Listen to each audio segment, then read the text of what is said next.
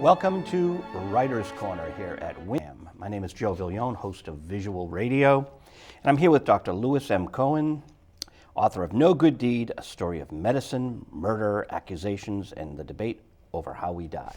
Hello, Dr. Cohen. Joe, it's a delight to be here. It's great to see you. Your second book, but your first national book. And first book directed directly at the general public. That's what I meant to say. Thank you. March 31st is a special date that impacts this book, or the book impacts the date. Yeah. March 31st, 5 years ago, was when Terri Schiavo died. And this is a book that's very much about end-of-life issues, and it's been one in which it's given me an opportunity to look a little bit more into that situation and meet some of her family and try to understand their position. I can't believe it's been 5 full years today. It just goes by, you know, many people in the public on the edge of their seats. It's like people on one side, people on the other, and it created a lot of debate.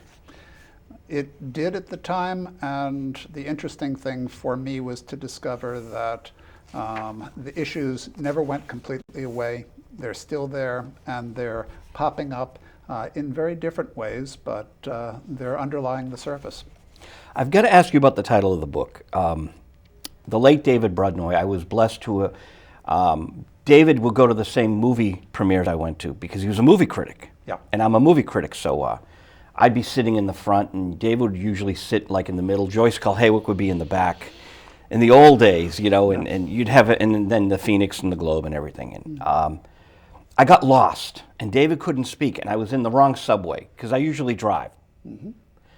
And David saw me, and he couldn't talk, but he put his hand on my shoulder, and he like pointed and bless you, and it was good to see him one final time, you know. But the reason I bring up David Brudnoy is he would always say, no good deed goes unpunished, which you attribute to Clare Boothe Luce. Yes, the wife of the Time magazine and the publishing empire, and an author and playwright in and of herself, and quite a vibrant, sassy lady. No good deed goes unpunished, meaning that for some kindness, sometimes there's the other side of the coin, a little bit of, I don't want to say hatred, people being upset with kindness. Yeah. We're going to talk about the central plot of this book. On one side, you have some protagonists who feel that they did a good deed and lo and behold got punished for it. On the other side, you have an individual who simply feels that no good deed was performed and that a terrible thing had happened. And to digress just a little, Brudnoy was on BZ. You were on BZ last night with Dan Ray? I was. What time? I was on from 9 o'clock until 10 last night. Oh, that's big time on a station that's a clear channel, not Clear Channel the company, but a clear channel right down this side of the Mississippi. It goes entirely down the East Coast. And I got to follow the governor reporting on the floods that he was investigating throughout the state.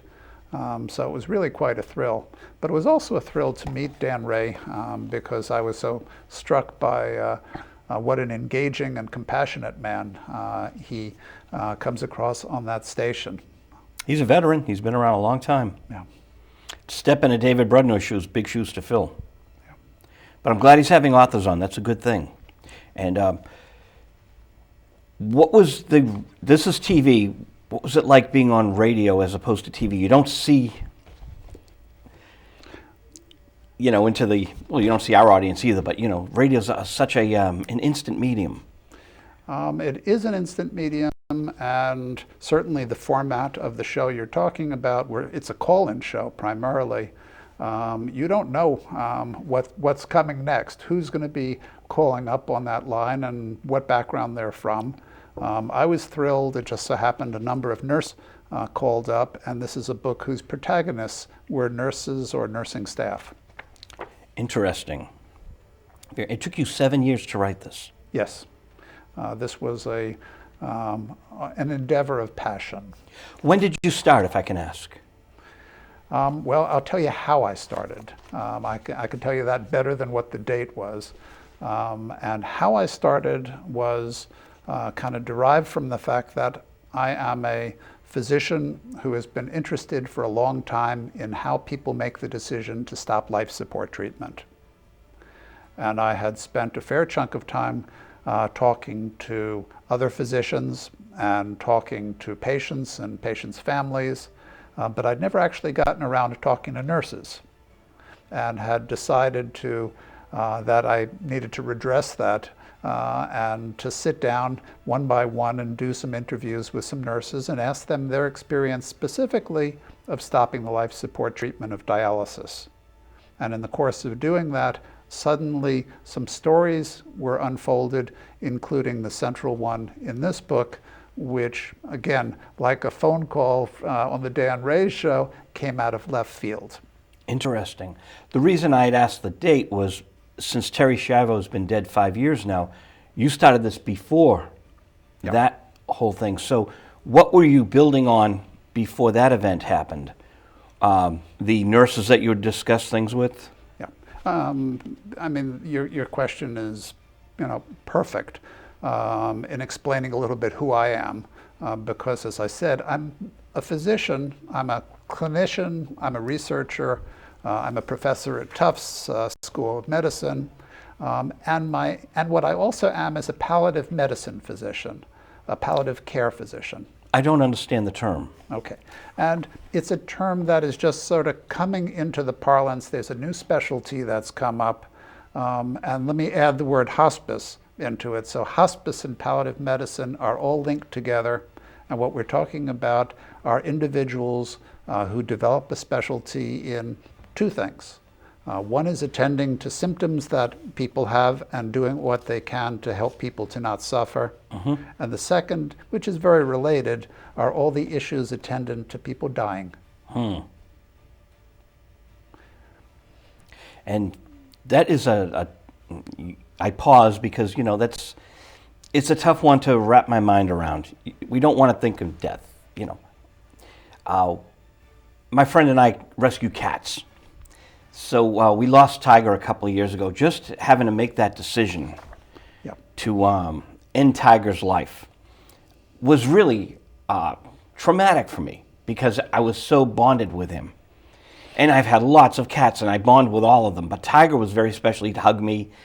And then his little legs went, and the doctor said, I can't tell you what to do, but he's going to be in a lot of pain. And it's like, I've got no choice, doctor. I've got to put him to sleep, I had I wasn't going to let him, just take him home and let him shrivel away, in pain. I just couldn't do it. And I think maybe that's a good thing to bring up right now. Animals. With animals, we can make that choice. And it's a hard choice. Even though it's available, it's still devastating to me. With people, it's even worse sometimes.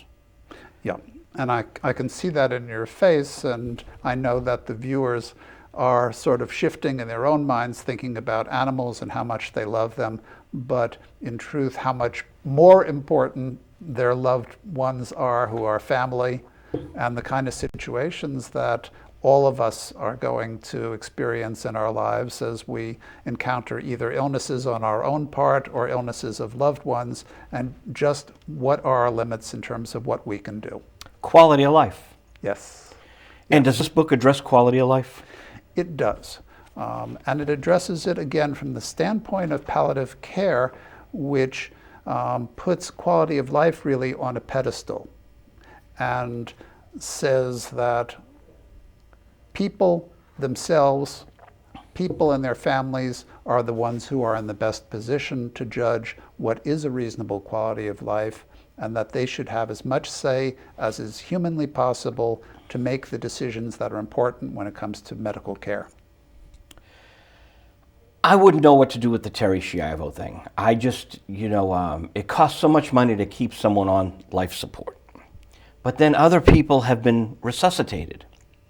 But they say she was beyond hope. Who can make these calls? Yeah.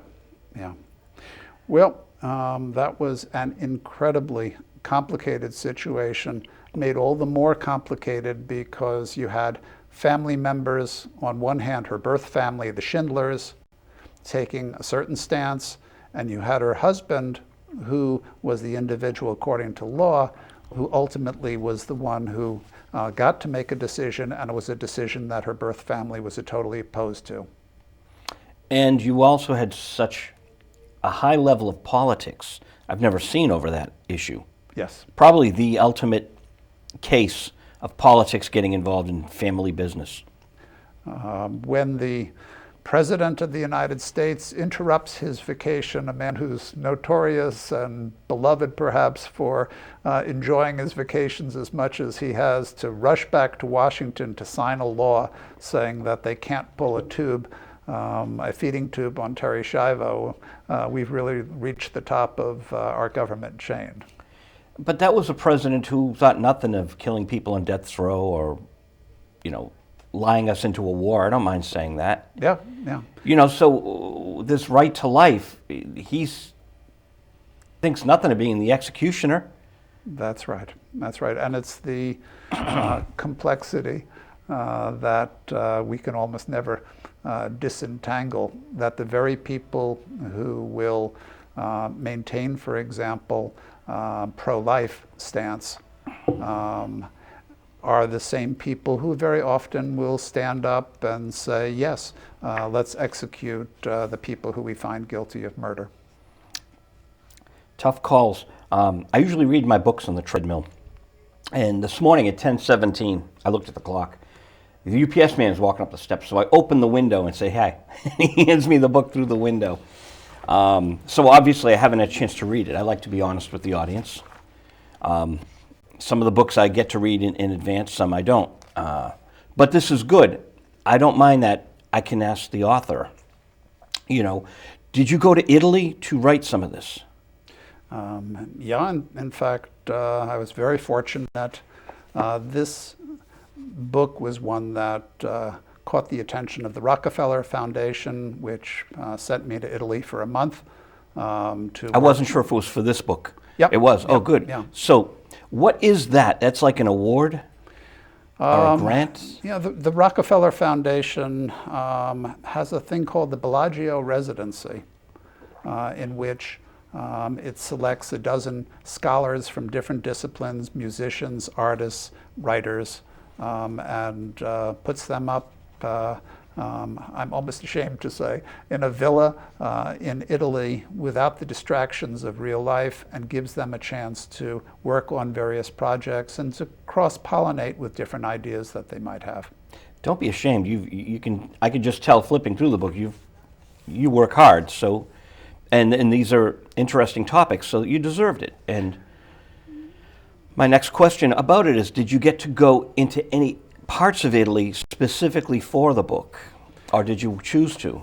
Well, there's a interesting phenomena about what the Rockefellers are looking for from their scholars, and that is that they, in fact, don't leave the villa, but stay put and concentrate and focus on the topic. But my topic was, during that month, to try to make sense of an international perspective of end-of-life care. And so I spent a fair chunk of that time on the telephone or Skype or via email on the computer, reaching different people in different countries around the world to, in fact, get an international perspective. Now, this villa, are there a lot of other people in it, or just one person at a time? There's a dozen scholars. At my particular visit, there was an opera singer, there was a Chinese music composer, there were two poets, bioethicists, and so on. So about a dozen people. Now, hopefully the opera singer can't be heard while you're writing your book. All due respect to her, she's probably fantastic, but that would be jarring for me. She was fantastic, and she lent an important piece to the whole experience. Yeah. Interesting. So it was a month in the villa. You mentioned computer. I was going to say Vincent Bugliosi's been on the show a couple of times by phone, and he told me that he does everything by LegalPad. Mm-hmm. and then he gives it to someone to, type. But he doesn't. He avoids the computer. Doesn't have a website. You have a computer, so you are typing it in and doing your phone work. Did you tape interviews over the phone? Absolutely, yes. Yeah. I met hundreds of people, either directly or through the phone, for the purpose of trying to get different perspectives of my subject. And I really haven't actually told you, we haven't narrowed it down what the subject is, but I met hundreds of people, did audio tapes of the interviews that I conducted. And in the book, all of the names are the people who I spoke with. There are only 2 names that were adopted at the request of others, but literally from hundreds and hundreds of people, they stood behind what they wanted to say and they wanted their name on it. Interesting. If we can shift gears a little, I'd like to talk about your first book. Yeah. What was it called? Well, let me start by saying what it's about, which is it was about people who have multiple personality disorders. And it was a book that was a textbook, and it was called Dissociative Identity Disorder. And then the subtitle referred to the controversies in the diagnosis. Was it a university press? Or? Yes. Yeah. It was indeed, and it was really geared towards academics, towards psychiatrists, psychologists, who at that moment in time, and I'm talking about probably the mid-late 80s, were diagnosing people with this disorder every which way. Everywhere you turned, there was somebody else who was being diagnosed as having dissociative identity disorder or multiple personality disorder. Interesting, and I would imagine there are very specifics, and some people will probably bring it into a gray area. I mean, actors can get into character. And in fact, what the controversy really had to do was exactly that, which was, is this a disorder that is suddenly everywhere to be seen, or is there kind of a social construction that's taking place now, and that people in some ways, and this is because our society was where it was at that moment, constructing artificially a disorder out of a tendency that we all have to assume different personas. They've shown me videotapes of myself crawling through ceilings in nightclubs in Boston. They told me I was a performer years ago. I don't believe it, but, I've seen these videos. Again, we all have different aspects of our personality, and we change as the years go on. Most certainly. But how long did it take you to write that? I won't stay too long on that book, but how long? That was actually a very quick project that went on for about a year and a half, and that was sort of the total time. Interesting. You do write a lot of articles. I've published hundreds of articles, hundreds of chapters, and the vast majority of them have been in the area over the last 20 years that has been the passion for me, and that is end-of-life issues, very specifically of people who have kidney disease, people who are on dialysis, people who have had transplantations, and looking at these things from a psychiatric end, from a physiological end, from an ethical end. What happens when these people sort of reach the end of their rope, and in particular make decisions to stop a life support treatment and to die? So this is zeroing in on basically kidney issues, not people with the right to die with other things, cancer or other ailments? Well, the main stories that this book is built around just happen to be people who are maintained with the life support treatment of dialysis, but it is just as applicable to someone who is on a ventilator, someone who is being maintained with blood pressure medications. It really has sort of greater ramifications than the 300,000 people whose lives are being prolonged at this moment with dialysis. 300,000. Yeah. So, which brings me back to the title, and if you want people to read the book to get the answer, that's okay too. But No Good Deed, we talked about Terri Schiavo. Is it often a question of people making that decision going to be haunted by, say, other family members or even politics or even the law? If people make that decision, is that where No Good Deed comes from as well? One could go in that direction and take that interpretation of it. But Someone's going to be unhappy if someone pulls the plug. yeah. Well, in truth, and this is where the book really starts, that's not in fact the case. There are many, if not most, cases in which, and it isn't an elegant, term to say pull the plug, but I use it like anyone else does. But to stop life support treatment sometimes seems like the most correct thing to do at the time that one could possibly do, and it can be ennobling. And I'll give you two examples that come from this book. Both involved patients who had been on dialysis for a number of years. One was a man who was a shoeshine man in Springfield and who had come in the course of his work to meet and to charm hundreds of people. And he had been on dialysis for some time, came into the hospital. He decided he had had enough. He had gone as far as he wanted to go with this, and he was facing amputations. Oh. He was facing the complications of diabetes that was sort of progressing. And he decided... Exacerbated from the kidney? No, actually the kidney disease had been caused by the diabetes. That was the underlying disease, as it is for many people who develop kidney disease. They start as diabetics and then they develop other complications, including kidneys. He stopped his dialysis and word got out into the community of Springfield. And people began coming into the hospital to say goodbye to him. And when I say people started coming, there was an avalanche of people who came into the hospital. Hundreds upon hundreds of people came to the hospital to say goodbye to Ben Babcock because they loved him. And it became, this decision of his, one of the most beautiful experiences that you could possibly imagine. For him, it was like It's a Wonderful Life, the movie. He knew suddenly how many people he had touched.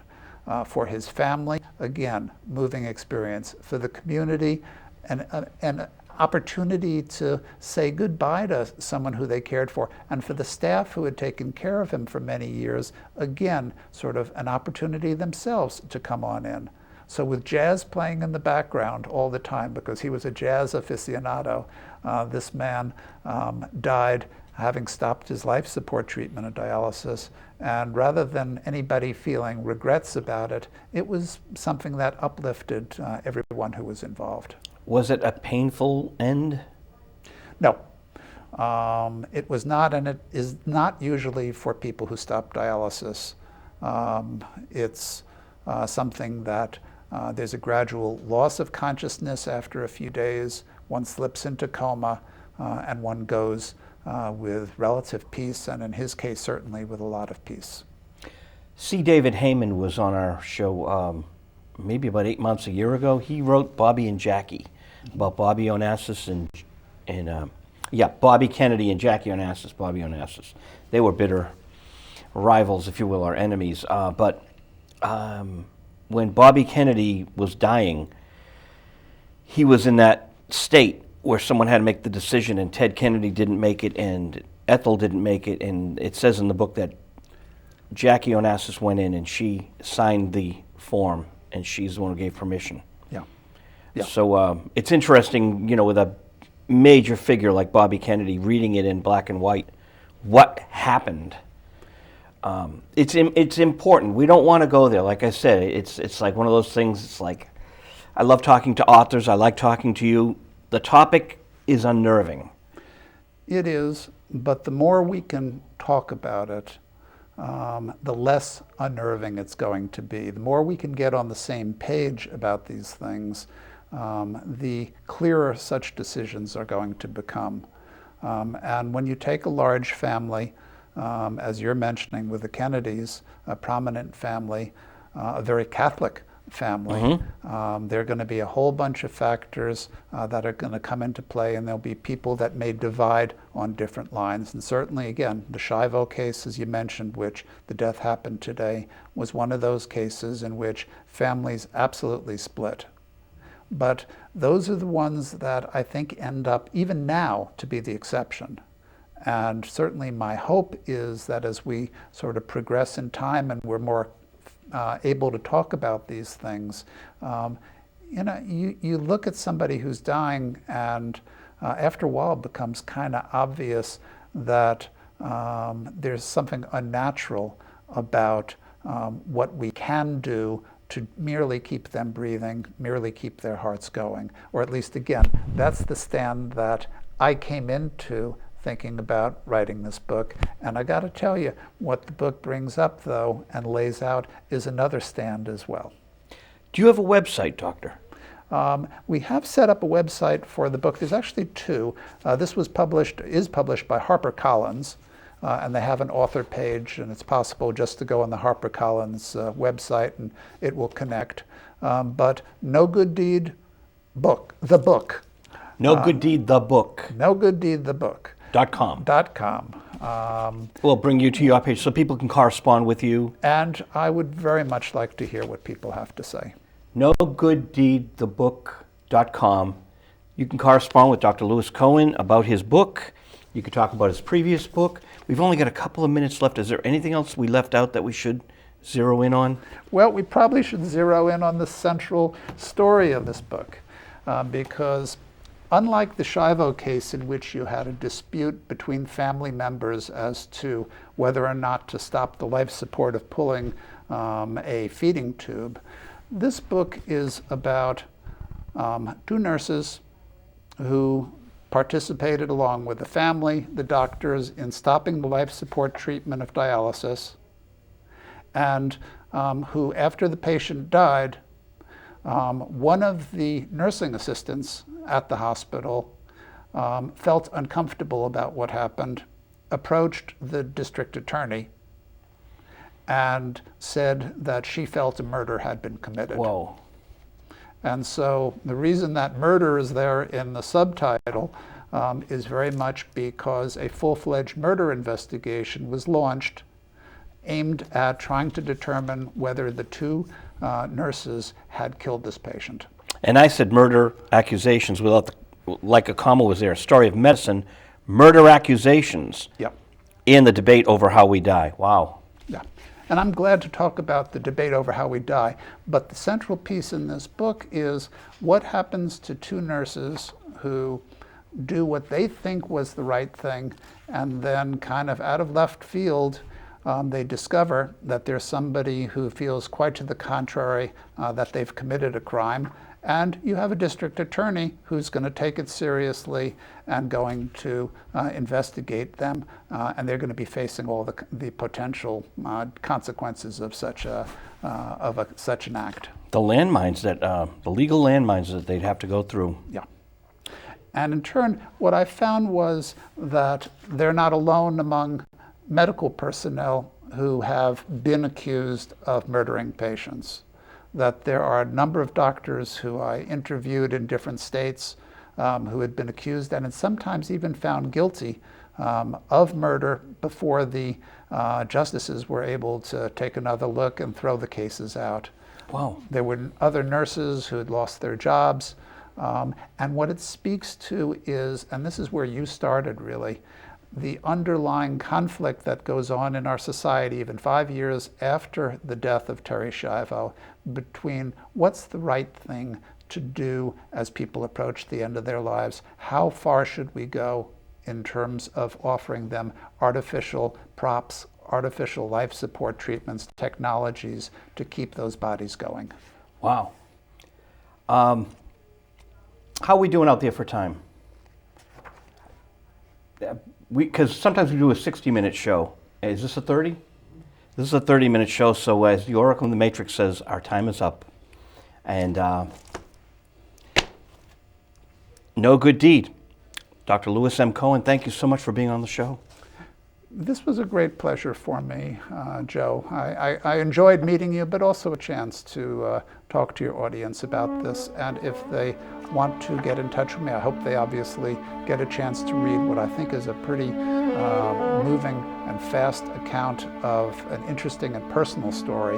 But if they want to get in touch with me, I'd appreciate if they did. Great, and you're welcome back anytime here at Writer's Corner.